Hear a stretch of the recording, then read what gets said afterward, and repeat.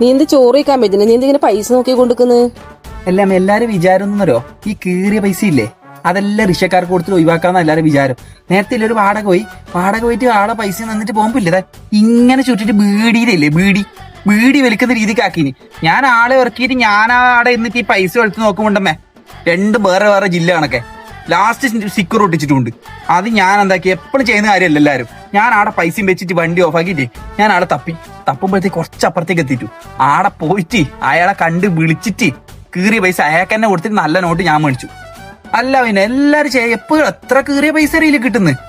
അതിനായിക്കൂടാൻ തന്നെ അതിന് ഒരാളെ ഇങ്ങനെ പൈസ തരുന്നവരെ ഞാൻ വിടൂല. അപ്പൊ എന്നെ തിരിച്ചു കൊടുത്തിട്ട് അങ്ങനെ മാറ്റിക്കില്ല. നീ എന്ത് ചോറ് വയ്ക്കാൻ പറ്റുന്ന? നീ എന്തിങ്ങനെ പൈസ നോക്കി കൊടുക്കുന്നത്? എല്ലാം എല്ലാരും വിചാരം എന്നോ ഈ കീറിയ പൈസ ഇല്ലേ അതെല്ലാം റിക്ഷക്കാർക്ക് കൊടുത്തിട്ട് ഒഴിവാക്കാന്ന എല്ലാരും വിചാരം. നേരത്തെ ഒരു വാടക പോയിട്ട് ആളെ പൈസ തന്നിട്ട് പോകുമ്പില്ലേ ഇങ്ങനെ ചുറ്റിട്ട് ബീഡിയിലല്ലേ ബീഡി വലിക്കുന്ന രീതിക്ക് ആക്കിനി. ഞാൻ ആളെ ഇറക്കിയിട്ട് ഞാൻ ആടെ എന്നിട്ട് ഈ പൈസ എടുത്ത് നോക്കുമ്പോണ്ടമ്മേ രണ്ട് വേറെ ജില്ല കണക്കെ ലാസ്റ്റ് സ്റ്റിക്കർ ഒട്ടിച്ചിട്ടുണ്ട്.